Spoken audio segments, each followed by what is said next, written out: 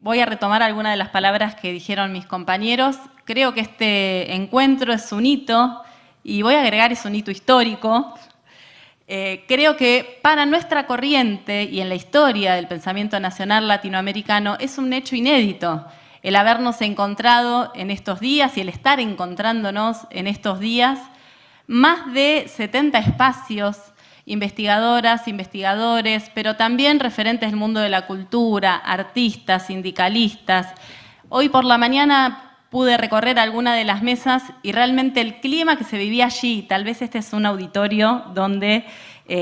conectarnos con lo que estamos sintiendo y con lo que está ocurriendo no es tan sencillo, pero en esas aulas que hoy circulaba y que hoy visitaba, realmente se podía observar la alegría del encuentro y el diálogo entre las diferentes ponencias, los diferentes trabajos de muchos compañeros y compañeras que tal vez no se conocían. Y creo que esto no es una cuestión menor, porque sabemos aquellos quienes transitamos en el mundo académico que a veces ocurre que cada uno anda con su tema, con su desarrollo, llega, se va y no ocurre mucho más que eso. Entonces me parece que está bueno señalarlo, que es importante reconocer este encuentro,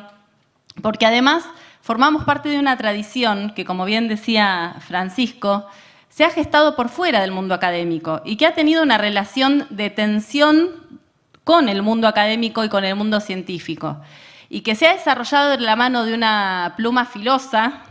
crítica al liberalismo en todas sus formas, que para nosotros y nosotras que hoy estamos en este ámbito académico, en un congreso que está auspiciado por la agencia I+D, ¿no?, presenta también un desafío, no solo en los temas que investigamos, sino también en preguntarnos para quién investigamos, por qué investigamos y el cómo comunicamos lo que investigamos, a quién le escribimos y cuáles son nuestros formatos, no solo de investigación, sino también de comunicación. Y en este sentido, quería compartir 3 reflexiones vinculadas a 3 desafíos. El primero, partiendo de una característica de nuestra corriente, de nuestra matriz, que es tan diversa y tan rica y que tiene raíces profundas desde los orígenes mismos de nuestra América, que es el pensar situado. Un pensamiento que, como ya se ha visto en otros paneles y se profundizó, se construye desde la periferia en lucha por la defensa de la soberanía. Y yo creo que aquí hay un elemento central, que esta característica que nos interpela, que para ser pensamiento nacional tiene que ser un pensamiento emancipatorio, que lucha por la soberanía, nos pone hoy frente a una necesidad imperiosa de comprometernos con nuestra realidad para reflexionar cuáles son aquellos puntos nodales en los cuales necesitamos reafirmar soberanía.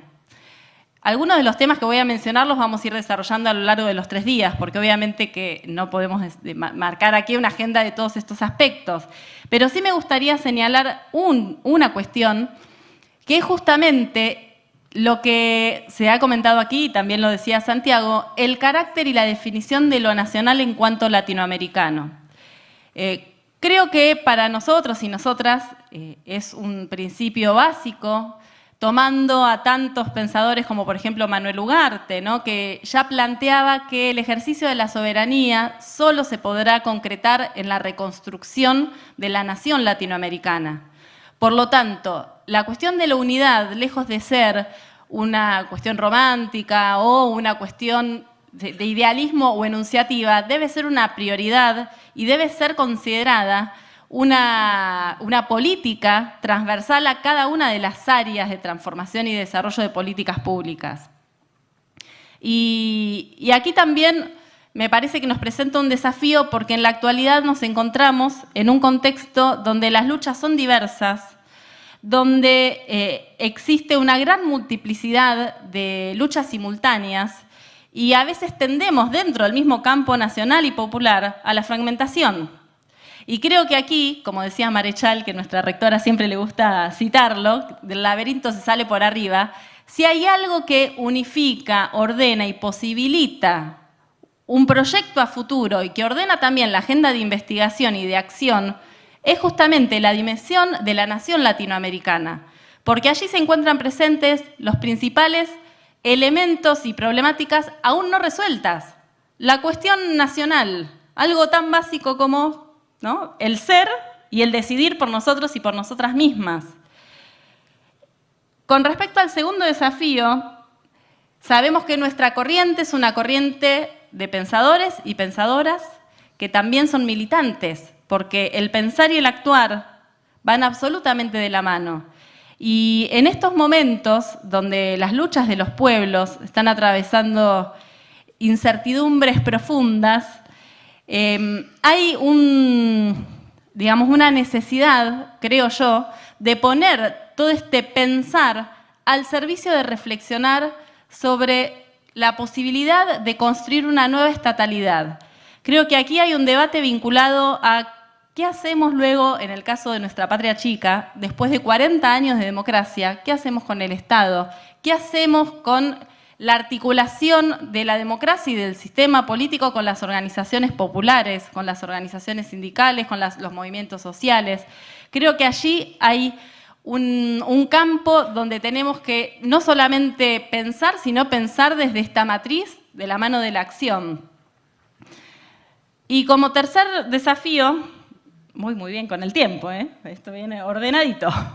Como tercer desafío hay un elemento vinculado al carácter comunitario de nuestra corriente. El pensar latinoamericanamente implica pensar colectivamente, ¿no? Y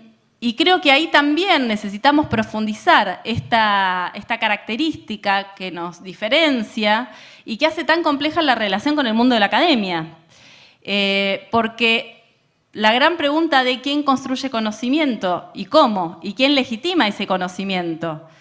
Hace un tiempo compartimos una actividad que creo que fue de Malvinas y Pancho, Francisco Pestana, le decimos Pancho, ponía el ejemplo de los colectivos que construyen y generan conocimiento desde la acción. Por ejemplo, las madres de Malvinas, ¿no?, las madres de los héroes de Malvinas, y cómo a partir del andar con los colectivos y las organizaciones aparecen nuevas voces que necesitamos justamente fortalecer, aprender y decir y escuchar con ellos y con ellas, ¿no? Entonces ahí hay también una dimensión desde lo metodológico que creo que es importante y que en todos nosotros y nosotras se encuentran presentes. También no puedo dejar de mencionar, más en esta universidad con nuestra rectora fundadora, una gran pensadora nacional, la complejidad que tiene la participación de las mujeres, ¿no?, de las pensadoras nacionales, en ámbitos como, por ejemplo, las publicaciones. Nos ha pasado de armar las agendas de los trabajos para presentar y publicar, y claramente hay una diferencia, ¿no?, en la producción, que creo que es interesante ponerlo sobre la mesa, charlarlo, preguntarnos por qué, no solo por una cuestión de quién publica más o menos, porque no se trata de eso, sino también por una cuestión de la perspectiva transversal, porque las miradas y las preguntas son también distintas cuando vamos a los problemas nacionales incorporando estas perspectivas de género transversales. Me parece que también allí hay un punto interesante. Y para ir ya concluyendo, compartir algunas claves y algunas ideas que grandes pensadores y pensadoras nacionales nos dan para poder reflexionar sobre el rol, en este caso, de la universidad y la ciencia, ¿no?, que es un poco el lugar en el cual estamos transitando. ¿Cómo construir una universidad latinoamericana y que piense latinoamericanamente? Andaba recién Mario Porto por allí, que siempre nos invita a reflexionar sobre lo que implica no solo lo latinoamericano, sino el pensar latinoamericanamente. ¿Cómo construir una universidad que construya y que colabore a la conformación de la patria grande? Y allí tenemos una tarea que, de nuevo, aparece en todos los campos. En el campo de la docencia, en el campo de la investigación, en el campo de la cooperación, como llamamos aquí la extensión universitaria, porque es necesario preguntarnos, por un lado, ¿qué enseñamos? Es necesario poner en debate y en cuestión la currícula. Aquí en el curso de ingreso trabajamos siempre para que todos nuestras estudiantes y nuestros estudiantes puedan ya conocer un texto y un aporte de Metol Ferré, donde él justamente plantea la necesidad de generar una reforma curricular a nivel latinoamericano, donde historia social latinoamericana, contemporánea, podría ser, bueno, otra, vamos a dejar historia porque además es de mi tribu, entonces bueno, pero digo, de alguno de los aspectos de las ciencias sociales, que sea obligatoria para el conjunto del sistema universitario latinoamericano. Porque es claro que necesitamos conocernos, y esto viene de la mano de la construcción de la autoestima que mencionaba antes Santiago. Por lo tanto, allí hay un interesante desafío a nivel curricular. También Metol en ese texto habla de la movilidad estudiantil, de la movilidad docente. Hay muchísimo para hacer en el campo de poder profundizar las redes que se tienen que ir tejiendo entre los pueblos. Porque si algo sabemos es que la unidad del continente solo se podrá sostener si hay una unidad efectiva de los pueblos. Y esto lo sabemos y lo hemos aprendido en este siglo XXI, donde en algunas instancias institucionales se ha avanzado tanto, en la primera década de nuestro siglo, pero después el retroceso también ha sido un retroceso rápido. Por lo tanto, en términos educativos y en términos científicos, en el campo donde a nosotros y a nosotras nos toca actuar, necesitamos apostar y cimentar las bases y colaborar para generar estas bases de una integración educativa, una integración cultural, que la universidad será un elemento más, porque como decíamos antes, nuestra corriente